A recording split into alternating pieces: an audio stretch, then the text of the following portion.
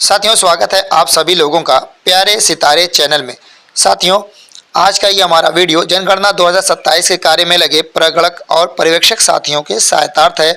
साथियों, आज की इस वीडियो में हम जानेंगे कि HLO ऐप में दी हुई 6 मुख्य बटन कौन सी हैं और उसके अंदर हमें कब, क्या और कैसे काम करना है। तो चलिए शुरू करते हैं आज की इस वीडियो को और जान लेते हैं ये सब कुछ। साथियों, यहाँ जो HLO ऐप में 6 बटन दी हुई है, इसमें जो सबसे पहली बटन है यही सबसे मुख्य बटन है और इसी के द्वारा जनगणना डेटा की सारी एंट्री की जानी है। जितना भी डेटा की एंट्री का काम करना है हमको इसी बटन के द्वारा करना है। यानी कि जनगणना से संबंधित जो 34 प्रश्न होंगे जिन पर हमें काम करना है वो इसी बटन को क्लिक करके हमें करना होगा। पूरी डाटा एंट्री हमको इसी से करनी है। जब हम इसे क्लिक करते हैं तो हमारे सामने सभी 1 से 34 तक के प्रश्न आते हैं। जो भी संबंधित परिवार, मकान या भवन से संबंधित होंगे उन पर हम काम करते हुए आगे बढ़ेंगे और उसको कंप्लीट करेंगे। अब देखिए, इसके बगल में जो बटन बनी हुई है यह है डेटा अपडेट करने वाली। इसका प्रयोग हम तब करेंगे जब हमारे द्वारा किए गए डेटा एंट्री में यदि कभी कोई सुधार या संशोधन की आवश्यकता होती है तो हम इस बटन को क्लिक करके संबंधित डेटा में सुधार या संशोधन कर सकते हैं।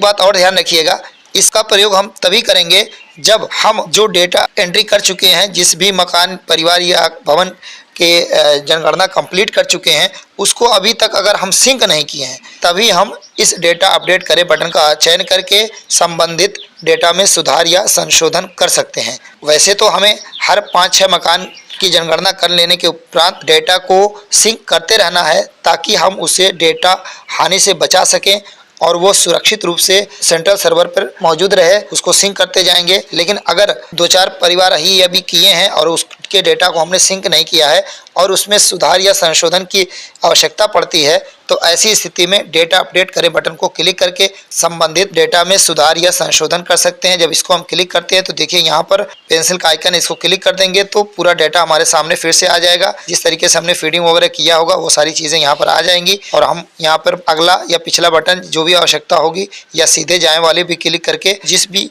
बिंदु पर हमें सीधे जाना होगा उसको जा करके आवश्यक सुधार या संशोधन करने के बाद उस जनगणना को पूर्ण कर देंगे। अब आते हैं तीसरे बटन पे। देखिए, जो इसकी तीसरी बटन है वह है पहले से सिंक किए गए डाटा को संशोधित करें। यानी कि हमने 5-6 मकान कर लिया और डेटा को सिंक भी कर दिया और संबंधित डाटा में सुधार या संशोधन की आवश्यकता है तो ऐसी स्थिति में अब हम डेटा अपडेट करें बटन पर नहीं जाएंगे। अब हम आएंगे इस तीसरे बटन पर।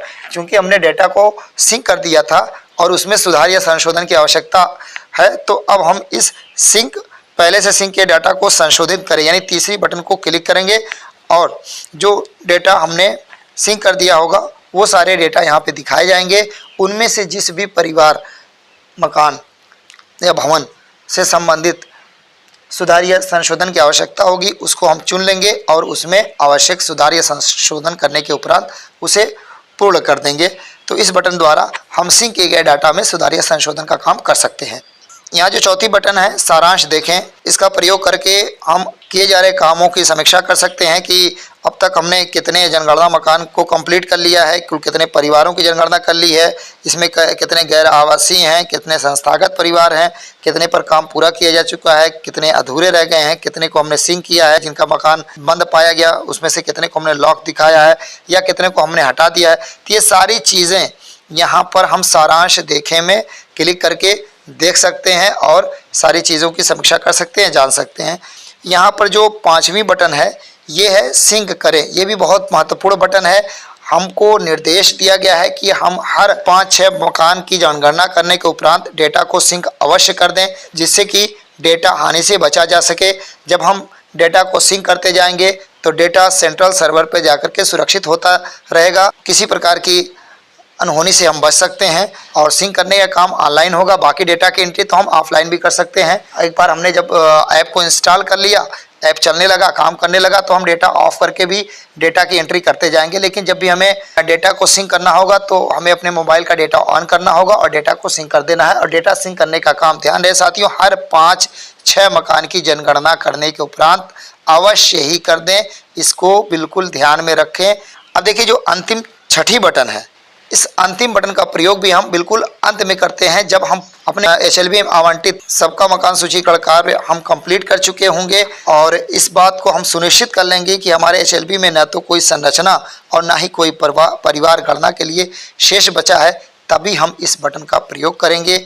और यहाँ जो चेक बॉक्स दिया हुआ है इसको टिक करेंगे और यहाँ पे जो एक बॉक्स नीचे दिया हुआ है बड़ा सा, इसमें हमें अपनी सिग्नेचर करनी होती है और सिग्नेचर जब कर देंगे तो नीचे जो सबमिट बटन है ये सक्रिय हो जाएगी और इसे हमें क्लिक करना होगा। ये सबसे लास्ट में करना होता है और ये जब हम सभी मकानों संरचनाओं की गणना कंप्लीट कर लेते हैं तभी इस बटन का प्रयोग करना होता है, अन्यथा नहीं। तो साथियों, इस तरीके से हम दिए गए 6 बटनों पर आवश्यकता अनुसार काम कर सकते हैं।